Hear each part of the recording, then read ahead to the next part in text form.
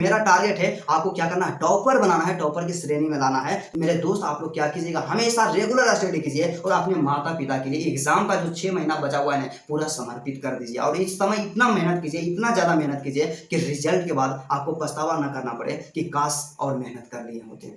हाँ तो my dear student, स्वागत है आप सभी का आपका अपना प्यारा सा छोटा सा एजुकेशन प्लेटफॉर्म मां शारदे टीचिंग सेंटर में। मेरे दोस्त यदि आप क्लास 12 का स्टूडेंट हैं और इस बार 2026 में बिहार बोर्ड इंटर का एग्जाम देंगे और आप भी जो क्वेश्चन को याद करते हैं और आप तुरंत भूल जाते हैं, आपसे याद नहीं होता है, जब भी आप ऑब्जेक्टिव याद करते हैं आप आज याद किए और अगले दिन भूल जाते हैं, तो इस तरह का समस्या यदि आपके साथ भी उत्पन्न हो रहा है तो इस वीडियो को, आज के क्लास को आप लोग शुरू से लेकर के अंत तक देखिएगा, क्योंकि आज के क्लास में हम लोग स्पेशली बात करेंगे कि हम लोग किसी भी चीज को कैसे याद करें, कैसे सब्जेक्टिव को याद करना है, कैसे ऑब्जेक्टिव को याद करना है, एक दिन में बहुत सारा ऑब्जेक्टिव कैसे याद करें, इसी के बारे में चर्चा करेंगे। क्योंकि कई ऐसे मेरे दोस्त थे, मेरे भाई थे जो हमेशा कमेंट करके पूछ रहे थे कि भैया याद करते हैं ना तो बार बार भूल जाते हैं और याद करते हैं तो याद नहीं होता है, इसका क्या सोल्यूशन है, कैसे हम याद करेंगे कि लंबे समय तक हमें याद रहेगा। तो मेरे दोस्त आप भी यदि आप इन तमाम समस्याओं से परेशान है, बस आपसे एक छोटा सा रिक्वेस्ट करेंगे, आप चैनल को सब्सक्राइब कीजिए या ना कीजिए, वीडियो को लाइक कीजिए या ना कीजिए,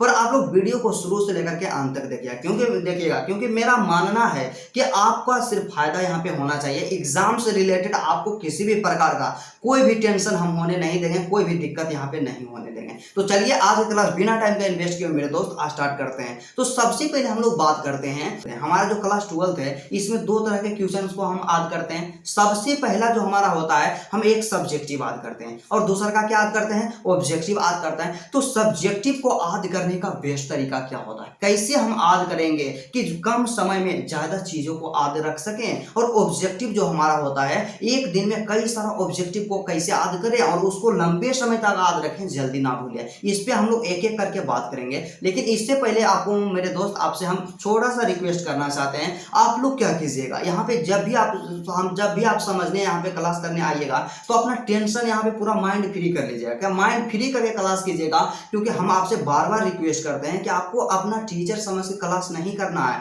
यहाँ पे आप समझना है कि आपका बड़ा भाई छोटा भाई है, अपना परिवार का एक सदस्य मानना है, एक मेंबर मानना है। आप तो मेंबर तो मान सकते हैं ना, अपने परिवार का एक सदस्य तो मान सकते हैं। इस चीज को समझ करके यहाँ पे स्टडी करना, और आपको हम एग्जाम से रिलेटेड कोई भी दिक्कत नहीं होने देंगे, क्योंकि जब हम आपके साथ हैं आपको टेंशन लेने की कोई भी आवश्यकता नहीं है। तो चलिए बात करते हैं कि सब्जेक्टिव को हम कैसे याद करें, सब्जेक्टिव को कैसे लंबे समय तक याद रखें और कम से कम समय में उसको कैसे याद करें। तो मेरे दोस्त मेरे भाई क्या होता है कि आप लोग जब भी किसी भी चीज को याद करते हैं तो हमेशा गलती, और हम भी जब इंटर में थे तो इस गलती को हम भी कर रहे थे। याद करने में क्या करते हैं, सीधा से यहाँ पे एक क्वेश्चन आ गया है कि विद्युत आवेश क्या है और विद्युत आवेश क्या है, इसकी एगो यहाँ पे क्वेश्चन आया, इसको पूरा रटने में लग गए। लेकिन हमें ऐसा काम नहीं करना है। यदि हम चाहते हैं कि कम समय में याद हो जाए चीजें और लंबे समय तक हमें याद रहे, तो उसके लिए जानते हैं आपको सबसे पहले समझना पड़ेगा, क्या आपको सबसे पहले समझना पड़ेगा। तो भाई आप समझिएगा कैसे, समझिएगा तभी जब उसको 3-4 बार आप सिर्फ रीडिंग दीजिएगा।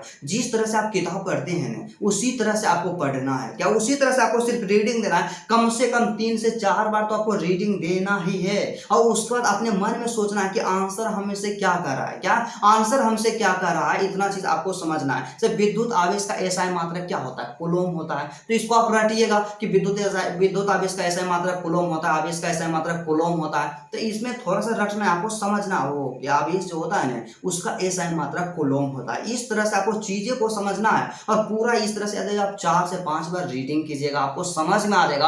और जब 7वां बार जब आप उसको आप पढ़िएगा ना तो उसमें थोड़ा सा आप रट लीजिएगा, जिस तरह से आपको याद होता है उसको 100% रट लीजिएगा। आप में से कई ऐसे स्टूडेंट होते हैं, पर्सनली मेरे साथ देखिए प्रॉब्लम होता था। क्या होता है कि याद करने वाले में से 2 स्टूडेंट होते हैं, 2 तरह से याद करते हैं। सबसे पहला एक वैसा स्टूडेंट रहेंगे महारथी, जो क्या करेंगे सिर्फ इसको देखते जाएंगे, क्या सिर्फ यहाँ पे कोई भी क्वेश्चन है उसको मने मने पढ़ते जाएंगे पूरा शांत होकर के और वो याद कर लेंगे। लेकिन मेरे साथ प्रॉब्लम क्या होता था कि जब हम पूरा यहाँ पे साइलेंट होकर के एकदम यहाँ पे डेडिकेशन के साथ जब याद करते थे ना तो पता ही नहीं चला कि हमको कब नींद आ गया, और बाद में पता चलता था कि लगता हम सो गए याद करते करते। लेकिन ऐसा काम आपको नहीं करना, आपको जैसे भी याद होता है यदि आपको बोल बोल करके याद करने में यदि आप कंफर्टेबल महसूस करते हैं तो आपको बोल बोल करके याद करना। और मेरा भी हैबिट यही है कि जब तक हम बोल करके याद नहीं करेंगे ना, उसको पढ़ करके करर से याद नहीं करेंगे पूरा तेज आवाज में, तब तक हमसे याद होगा ही नहीं। तो सीधा सा एक शब्दों में आपको बताएं तो आपको क्या काम करना होगा। आपको जैसे भी याद होता है, अब जैसे याद करने में कंफर्टेबल रहते हैं, अपने आप से यहाँ पे क्या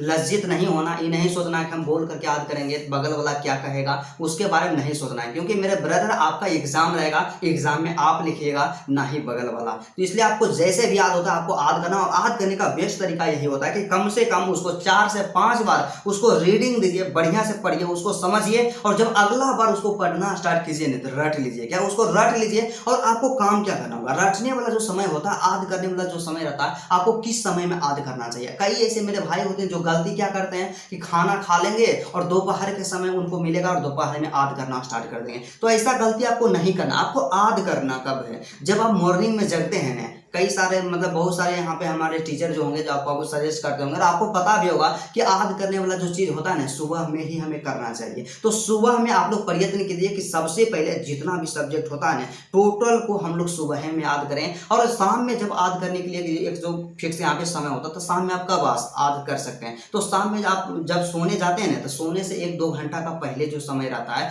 उस समय आप लोग याद कर सकते हैं किसी भी चीज को। तो मेरे ब्रदर आपको यही काम करना है, सब्जेक्टिव में 100% आपको याद हो जाएगा। और उसके बाद जैसे कि अब हम क्या किए कि 7 बजे जगह या कोई भी बजे जगह, सुबह में हम याद किए किसी भी क्वेश्चन को, एक चैप्टर हम याद करें वैद्युत आवेश तथा क्षेत्र, जो हमारा पहला चैप्टर है, या कोई भी चैप्टर आप याद किए, तो आज हम सुबह याद किए नहीं तो आपको शाम में उसका रिवीजन कर लेना है, उसको फिर एक बार याद कर लेना है। क्योंकि क्या होता है कि जब आप तुरंत याद उसको नहीं कीजिएगा ना, आपके माइंड से 90% डेटा वहां से निकल जाएगा। जब आप आज सुबह याद किए, उसके बाद फिर शाम में उसी चीज का रिवीजन जब आप कर लेते हैं, तो आपको लंबे समय तक याद रहता है। और लंबे समय तक याद रखने का बस वही एक फॉर्मूला होता है कि आप जितना ज्यादा रिवीजन कीजिएगा उतना ही आपके लिए बेहतर रहेगा। तो मुझे उम्मीद ही नहीं बल्कि पूर्ण विश्वास है इस मेथड पे कि यदि आप इस तरीका से याद करते हैं तो आपको दिक्कत नहीं होगा। और बात आता है कि यहाँ पे ऑब्जेक्टिव में तो भारी प्रॉब्लम होता है, एकदम बहुत दिक्कत होता है। क्योंकि हिंदी वाला ऑब्जेक्टिव रहेगा, इसमें दिक्कत नहीं होगा, इंग्लिश वाला ऑब्जेक्टिव रहेगा, इसमें भी दिक्कत नहीं होगा। तो भाई दिक्कत हमें कहाँ होता है, दिक्कत तो हमें कहाँ होता है,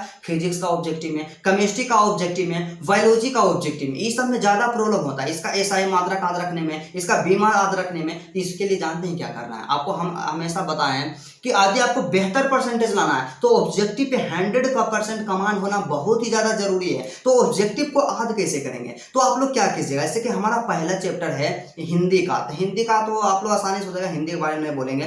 तो यहाँ पे केमिस्ट्री का पहला चैप्टर क्या है, द सॉलिड स्टेट, और जिसे कि हम लोग ठोस अवस्था के नाम से जानते हैं। तो ठोस अवस्था जो आपका चैप्टर है ब्रदर, उसमें 70 गो ऑब्जेक्टिव है, माना कि 70 गो ऑब्जेक्टिव है। और ऑब्जेक्टिव आपको किस किताब से याद करना है उसके लिए हम आपको बता दिए हैं। ऑब्जेक्टिव के लिए बेस्ट बुक कौन सा है, टारगेट का जो मॉडल पेपर, टारगेट का जो ऑब्जेक्टिव वाला बुक होता है वही किताब है। तो उस किताब से आप लोग ऑब्जेक्टिव याद कीजिएगा। और मान लिया पहला चैप्टर जो हमारा है उसमें 70 गो ऑब्जेक्टिव है, तो उसको आप लोग क्या कीजिएगा, 70 ऑब्जेक्टिव है ना, तो सबसे पहले उसको 50-50 डिवाइड कीजिएगा। 50-50 डिवाइड कीजिए, और 50-50 जब डिवाइड मतलब 50 का 50% करने का मतलब क्या होता है कि 70 का आधा कितना हो गया, 35 हो गया। तो 35 ऑब्जेक्टिव को एक साथ लेकर के चलिए। ये नहीं कि आज एकदम पूरा यहाँ पे 70 को याद करना है। और हो सके ना तो आप 10-10 भाग में उसको डिवाइड कर सकते हैं कि 10 ऑब्जेक्टिव पहले याद करेंगे, उसके बाद ये 10 याद होगा, उसके बाद फिर अगला फिर 10 याद करेंगे। इस तरह से याद कीजिएगा। और याद करने का बस वही तरीका हम आपको बताएंगे। एक पेंसिल लेना है और आपका जो किताब रहे, सबसे पहले उसको पढ़ना है, रीडिंग देना है, और टिक करते जाना है कि उसका आंसर कौन सा है। हम लोग गलती क्या करते हैं कि उसको टिके नहीं करते हैं, और बगल में ए रहता है, बी रहता है, उसका आंसर देवे, तो देखते हैं वो इसका आंसर बी है, तो फिर यहाँ पे बी पढ़ते हैं। तो आपको ऐसा काम नहीं करना, पूरा एक बगल से उसको टिक कर लेना है।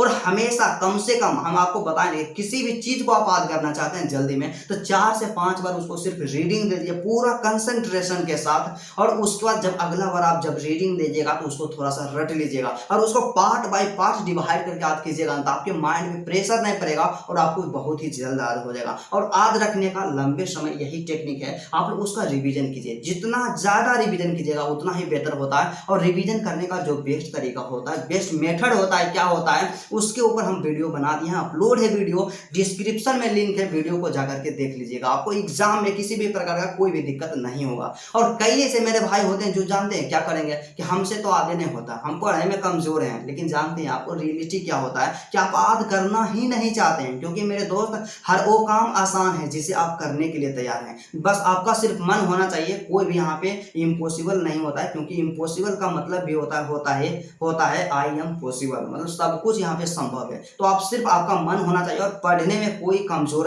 और तेज नहीं होता है। आप जितना ज्यादा मेहनत कीजिएगा उतना तेज बनिएगा, और आप कम मेहनत कीजिएगा आप कम तेज बनिएगा। तो आप पे निर्भर करता है क्या आप तेज बनना चाहते हैं, क्या आप कमजोर बनना चाहते हैं। जिसमें आप बनना चाहते हैं आप जिस अनुसार से मेहनत कीजिएगा उस कैटेगरी में आइएगा। और कभी भी अपने आप पे विश्वास नहीं खोना है, अपने आप पे विश्वास बना करके रखना है कि हमें एक बेहतर परसेंटेज लाना है। तो मेरे दोस्त मेरे भाई, मुझे उम्मीद ही नहीं बल्कि पूर्ण विश्वास हो चुका है कि आपको आद करने से रिलेटेड है आपके मन में जो भी प्रॉब्लम था 100% सोल्व हो गया होगा। और एक चीज आपको हम हमेशा यहाँ पे सजेस्ट करते हैं कि आपके मन में किसी भी प्रकार का किसी भी सब्जेक्ट से रिलेटेड कोई भी प्रॉब्लम हो, आप अपना भाई समझ के कमेंट कीजिए, इतना कमेंट कीजिए कि हम उसका आंसर देते देते थक जाएंगे। क्योंकि यदि हम आपके जैसा मतलब आपके अवस्था में अभी रहते हैं ना, हम इंटर में रहते हैं और हमसे कोई बोलते हैं कि अपना डाउट पूछो, तो इतना डाउट पूछते हैं कि वहाँ पे जो टीचर रहते हैं टीचर भी बोलते हैं अरे यार थोड़ा सा कम करो। लेकिन हम आपसे बोल रहे हैं आप जितना डाउट पूछ सकते हैं उतना डाउट पूछिए, और आपको पर्सनली हम गाइड करेंगे।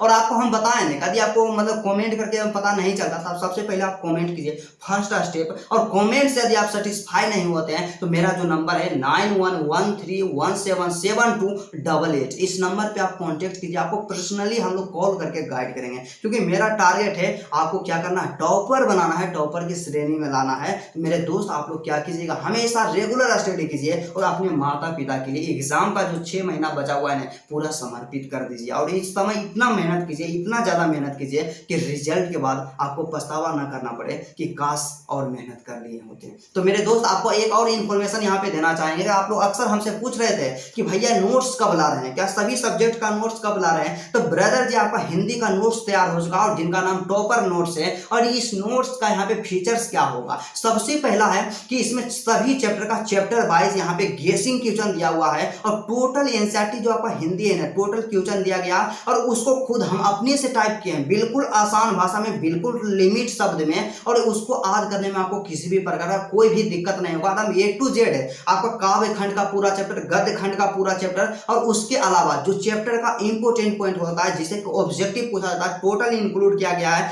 कवि परिचय, लेखक परिचय जिससे कि ऑब्जेक्टिव पूछा जाता है, सभी को यहाँ पे सम्मिलित किया गया। और पूरा यहाँ पे आपका रंगीन PDF एकदम बेहतरीन आदि। और उस PDF को, उस नोट्स को यदि आप कर लेते हैं तो हिंदी में आपसे एक भी क्वेश्चन नहीं छूटेगा, मेरा 110% गारंटी है। क्योंकि मेरे दोस्त जो हम गेसिंग क्वेश्चन कर देते हैं ना एग्जाम में उससे बाहर नहीं आता है, उतना तो एक्सपीरियंस हो चुका है। तो चलिए यदि आपको नोट्स लेना है तो मेरा जो कॉन्टैक्ट नंबर है या डिस्क्रिप्शन में व्हाट्सएप ग्रुप का लिंक है, वहां पे जाकर के हमसे मैसेज कीजिए, कमेंट कीजिए कि हमको नोट्स चाहिए, तो आपको हम जरूर नोट्स देंगे। और नोट्स को मेरा यही है टारगेट कि आप लोग ले लीजिए ताकि आपको एग्जाम में दिक्कत नहीं हो। तो चलिए आज क्लास यहीं तक रहता है, फिर आपसे मिलते हैं नेक्स्ट वीडियो में और नेक्स्ट टॉपिक के साथ।